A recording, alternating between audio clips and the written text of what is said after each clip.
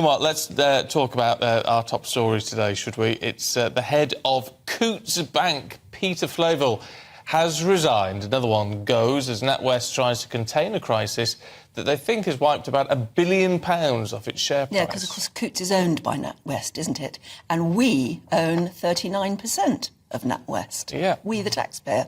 And meanwhile, the future of the group's chairman, Sir Howard Davis, remains uncertain as well, because Rishi Sunak has refused to give Davis his backing. Well, let's talk to former advisor to the Bank of England, Dr. Roger Gewolb, who's here in the studio this morning. Good to see Hello. you. Good morning. Look, what do we make of all of this? I mean, another head rolls. Does more need to happen?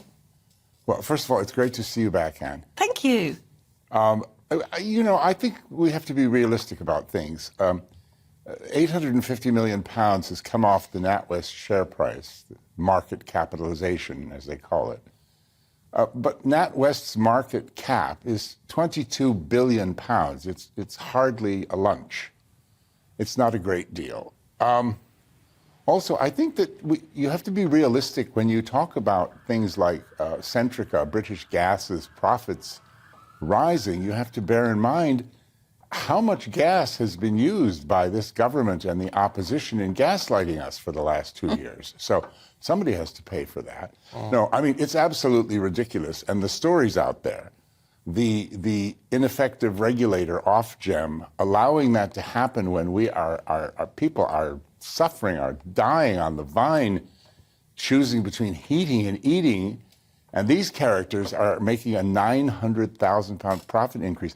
The banks, and let me start by saying banks are not evil. There's nothing wrong with banks. I'm an ex-banker. They're filled with hundreds of thousands of good people who just want to serve customers and enjoy their jobs. But it always seems that at the top, there are some toxic individuals running the culture, the ethos of the place, that get in trouble. I came to this country 49 years ago to go to work for NatWest. And I've been so sad over the years to see one mismanagement blunder after another, leading them to the place that they're in. But this latest thing, and you add this all up, the 13, probably 14th soon, interest rate rise that's crushing everybody and has done nothing to reduce inflation nor protect the pound against the dollar, the gas price going up, all the rest of it. I woke up this morning as if somebody had called me and said that, you know, we've been invaded by reptile aliens who've been running things for the last 2 years. And that this has been going on, this canceling of people and their bank accounts for their political views for several years, and that there are thousands or tens of thousands of cases like this of people who've suffered and have gone unrequited and unreported. It's just an alien culture. We're in a terrible, terrible crisis. It's interesting you talk about this theory that we've been taken over by aliens. They're the fat cats at the top. It does make you wonder about their mindset, though, because they don't seem to get it, do they? Either the bosses of Centrica, making massive profits while the rest of us are worried about how to pay our gas bill, or the people at the top of banks who appear to be so arrogant that they think they can just debank people and not have to give a reason why. Or Andrew Bailey and his team at the Bank of England, the folks at the Treasury, who are very highly educated, talented people who just ignore everybody saying, but I mean, how many football games do you lose before you change the manager? You put your finger on the real question here. What I haven't said, and I'm hesitant to even bring it up, I am being bombarded by conspiracy theories. I used to get a couple a month. I'm getting several every day now. I mean, they're really, I don't want to espouse them. They're quite ridiculous. But the kind of people, I'm getting chartered accountants, I'm getting financial planners, I'm getting bankers, CEOs of companies writing to me saying, what's wrong with you, Dr. Roger? Can't you see what's happening here? First of all, they're going to take away our homes, so we're all renters and beholden to the banks that will own our homes. And second of all, they're going to do away with cash, something that you folks are campaigning. I mean, it isn't a conspiracy theory why there should still be cash. It's because people need cash. But they're going to do away with cash. They're going to introduce a central bank currency, and then they can control our lives by closing our bank account. We won't have any money. We can't spend anything. They don't make sense. It feels like that, though, doesn't it? But it doesn't make sense. There's 7 times more savers than there are mortgagors. How are they going to take the homes away from the 7 times more savers? It's absurd. But it just goes to show how frustrated people are feeling with the system. The system, the government, it's out of control. It's in crisis.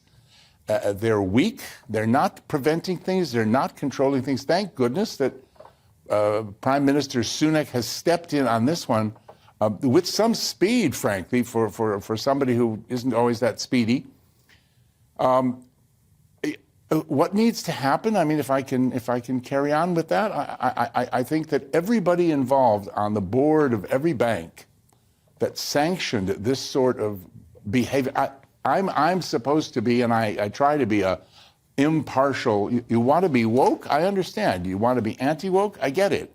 I listen to everybody. My view is to bring out their story so people can judge for themselves. So it's not about that, but it's not the place of a bank to be having values other than how they treat their staff and how they treat their customers. So do you think these boards should go? Anybody that sanctioned this sort of activity, I mean, you talk about reptiles. I mean, Alison Rose, what a career. She started in 1992 at the bank. What she's done for women's rights in a male-dominated business, what an admirable career. How could she do two such? I'm very sorry, Dame Alice. Why is she still a dame, by the way? They took Goodwin's title away. Well, yeah. Anyway, but apparently she's going to get a £5 million payoff. Okay. I mean, what made you, Alice? I'm sorry, do such stupid things. Tell a journalist that did you have too much Prosecco? Why would you talk about somebody's private affairs? And then, secondly, why would you introduce all this stuff in a climate where it doesn't belong? So anybody that sat by and sanctioned that, I think, should go. And I think there should be an investigation. Mr. Griffith, the city minister, should, I would suggest, start an investigation immediately, not next year with the paper that we get in when our grandchildren can read it, next week, into every bank that did this, and over the last several years has canceled people and closed their accounts without reason, and any directors or officers or management involved in that should go. Secondly, in the case of NatWest, where you quite rightly say they own 30, 38, or 39%, that's our money, that's our bank. I think the board should consist of citizens, public people. I don't mean politicians. I mean ordinary people of some standing and judgment who can be on the board and make sure. I mean, it's just so simple. I would never let this happen again. I mean, anything the bank wanted to do has to be run by that board, consisting of these sort of folks who would be chosen and elected to the board, along with all the other good and the great and the jobs for the boys and that stuff. And I think that will at least go some way to stopping this with the banks. I think the Bank of England needs to be overhauled and the Treasury, and use their regulatory powers a great deal more, because the whole banking system is simply broken. Oh, Roger, you bring up a lot for debate there. It's really good to see you this morning. Thank you very much indeed.